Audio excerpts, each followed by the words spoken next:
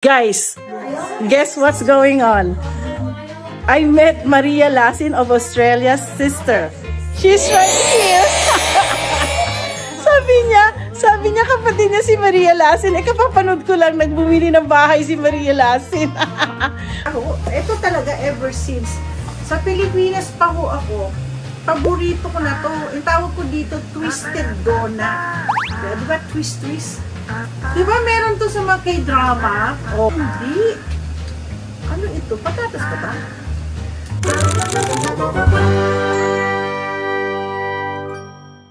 Okay, on my way to work, I was thinking of passing by the bakery that I wanna go. Kasi it's been a long time na, siguro 3 or 4 months na ago, ako ay hindi nakatikim nito. This is one of my favorite pastries. I don't know when you call it pastry. I call it the twisted donut. Okay? Ito siya po. Yan po ang Bonbon Bakery. Papasok ako dyan. For today's video, nandito ako sa Bonbon Bakery. Papasok po ako dyan. Ako, maraming bata. Maraming bibili ng pagkain. Papasok ako dyan. Sana meron pa silang twisted donut. Let's see. Hello! Oh, good thing I still have it. See, this is the one I was telling you guys. This is the one. I want to buy this one. Maybe a lot of that. Maybe I'll try this one. Oh, it's the croquettes. Ang dami nila. Ano to? Ayoko nito. Ito siguro.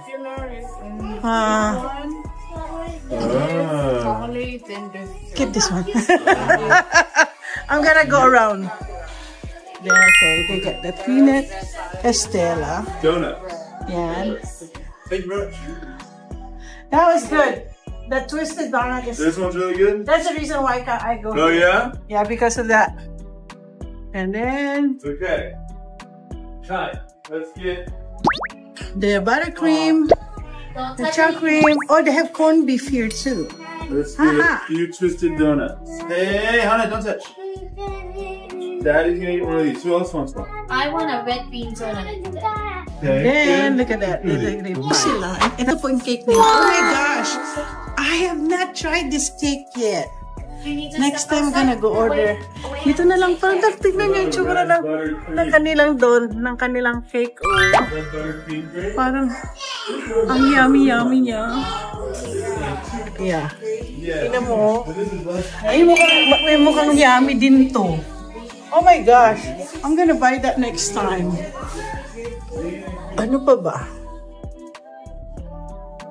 Oo. Ayan ang kanilang ano.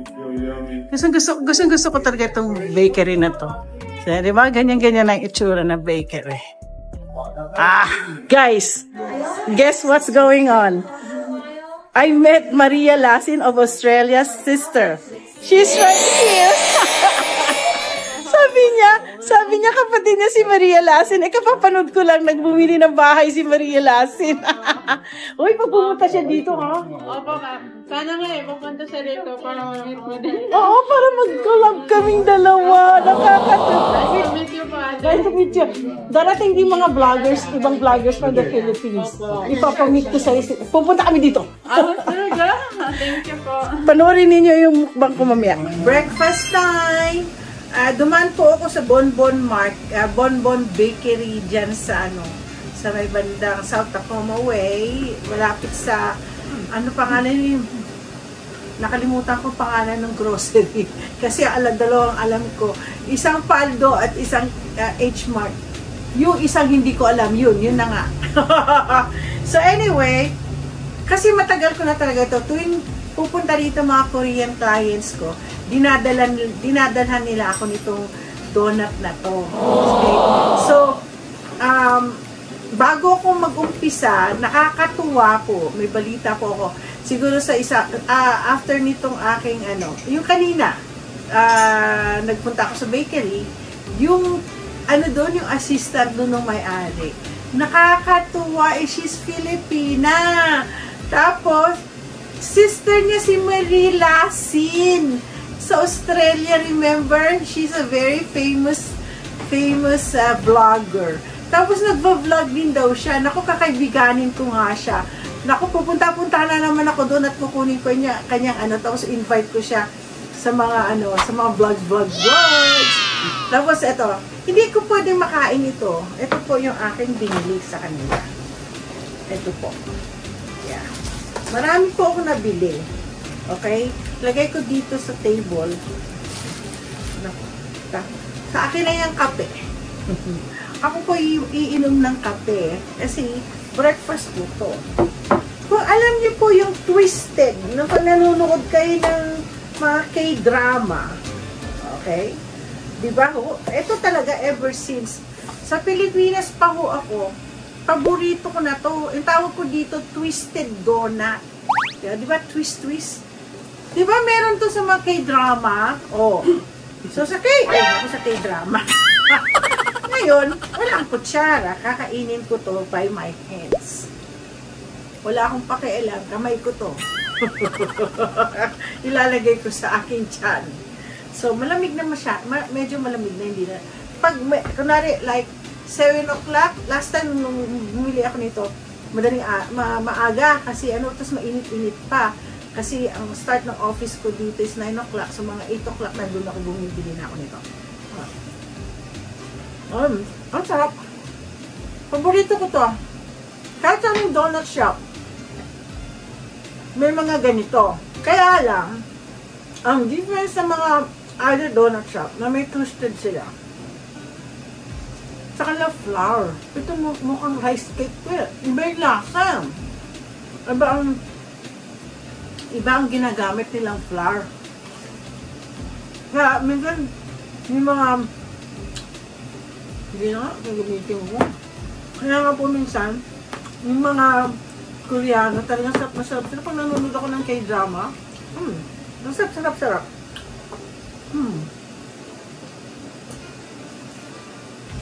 Diba? Doon sa Mataga, Tacoma, Seattle, o sa lapit-lapit na places dito, alam ko kung nanonood kayo sa akin, puntahan niyo yung Bon Bakery.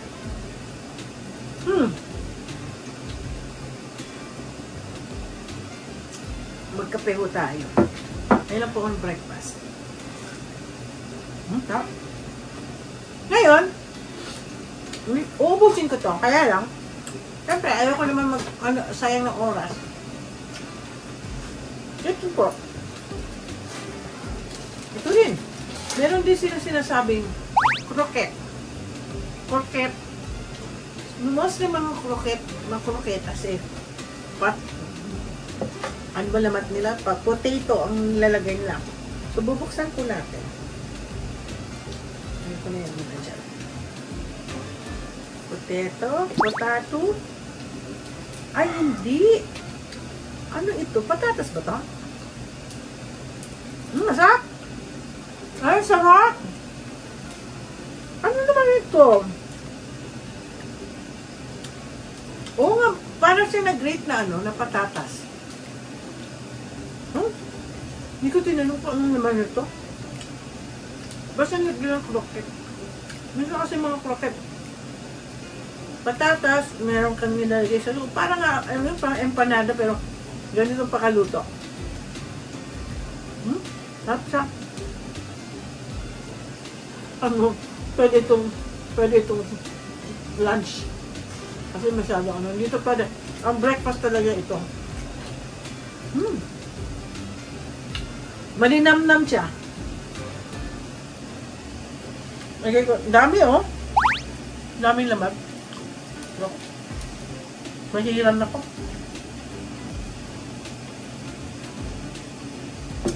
Actually, hindi po ito mukbang na uubusin ko. Tinitikman ko lang po lahat ng mga kung ano mga masasarap na mga breads sa dito sa walong Tacoma.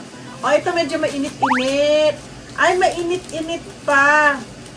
Kasi ito yung nandun sa harap. Sabi ko, gusto ko yon. Ito naman ang tinapay. Typical hinamay na. Yun naman yung tinapay nila. Walang-wala to sa mga Filipinos to. Unless gumagawa na Para siya pong pizza. Oh, ganito pang pagkagawa.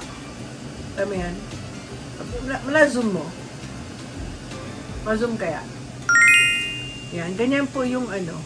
Tapos, ito, punong-puno ng cheese. At, yan siya. At, hotdog. Alam niyo po, pag, at, para siyang ginawang bulak-bulaklakan, oh. Ay, dami ng cheese. Ay, oh. Ay, masasap din siya. Magugustuhan mo to. Marami siyang cheese. Ay, isa pang gusto ko sa, ano, Korean, sa mga Korean food.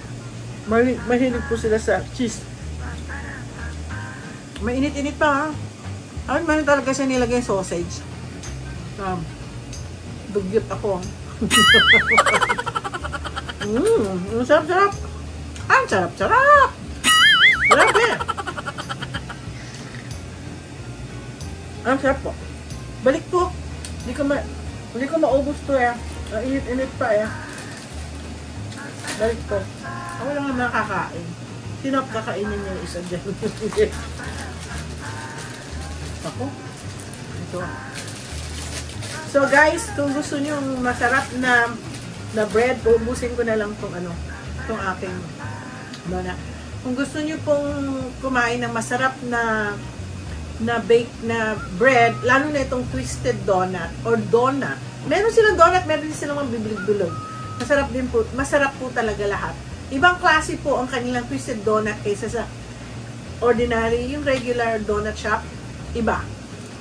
So, don't forget to like and subscribe and share this my channel. Okay? Ako'y magbababush na dahil busog na ang aking channel. Babush!